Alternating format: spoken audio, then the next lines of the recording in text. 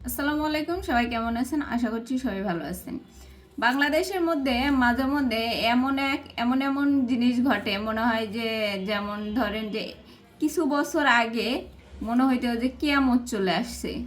এখন বাংলাদেশের অবস্থা এবং পরিস্থিতি অনেকটা এরকমই মনে হয় যে কিছু কিছু সময় এমন একটা টপিক ওঠে, মনে হয় সেই জিনিসটা একদম ধ্বংস শেষ।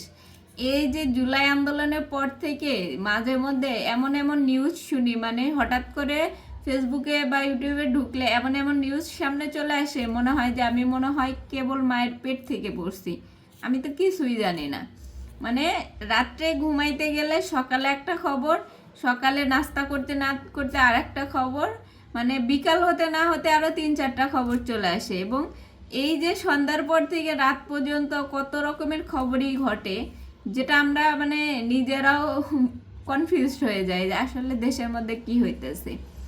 একদিনে যদি মানে একদিনে 20-30টা করে যদি আন্দোলন হয়, একদিনে যদি এতগুলা করে শোরগোল হয়, মানুষ কিভাবে ক্যাচ আপ করবে যে কোনটা থেকে কোনটা নিব বা কোনটা থেকে কোনটা রাখবো? এমন একটা পরিস্থিতি বাংলাদেশে যে আপনি কোনো মানে আপনার যে কোনো কথা বলতে গেলে আগে ভেবে চিন্তে বলতে হবে যে আমি আসলে কি বলবো। আপনি যদি কোনো বিষয়ে কোনো কিছু রিসার্চ ছাড়াই কথা বলতে যান, পরবর্তীতে দেখবেন যে সেই কথাটা উল্টে গেছে, মানে ওই কথাটা ওই রকম নাই কে, মানে যেরকম আপনি একটুখানি শুনছেন, কথাটা বলে দিছেন, মন্তব্য করে দিছেন, একটু পরে গিয়ে গেলেন, দেখলেন যে ওই কথাটা পুরোই উল্টে গেছে। মানে বাংলাদেশের পরিস্থিতি এখন এরকম হয়ে গেছে, সকালে একটা শুনতেছি, বিকেলের মধ্যে গিয়ে ওই কথাটা ওরকম নাই, ওই জিনিসটা আসলে ওই ব্যাপারটাই অন্যরকম ঘটে গেছে। তো এরকম একটা পরিস্থিতির মধ্যে আমরা বাংলাদেশে আছি যে সকাল বিকাল রাত, মানে 3 বেলায় আমরা 3 রকম খাবার খাই, এখন 3 বেলা আমরা 16 রকম নিউজ পাই, এরকম একটা অবস্থা। এখন এই নিউজগুলা যখন আবার বিশ্লেষণ করতে যাই, দেখা যায় যে এটার মানে একরকম শুনছিলাম, গিয়ে দাঁড়াইছে অন্যরকম।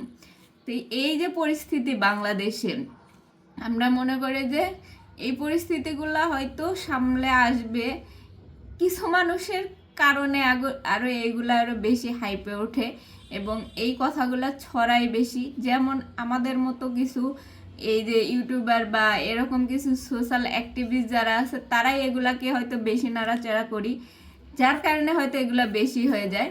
তো যাই হোক, ভালো কথা এটা হইতেছে যে দিন শেষে আমরা শান্তিতে ঘুমাতে পারবো, বা কোনো ফ্যাসিস্ট দেশের মধ্যে আসবে না, বা যে কোনো কিছুই হোক, যতই টেনশন নিয়ে থাকি না কেন, একটা স্বাধীনতা যে আছে বাংলাদেশে, সেটা অনুভবটা আসলে অসম্ভব সুন্দর। তো সবাই ভালো থাকেন, সুন্দর সুস্থ থাকেন। আল্লাহ হাফেজ।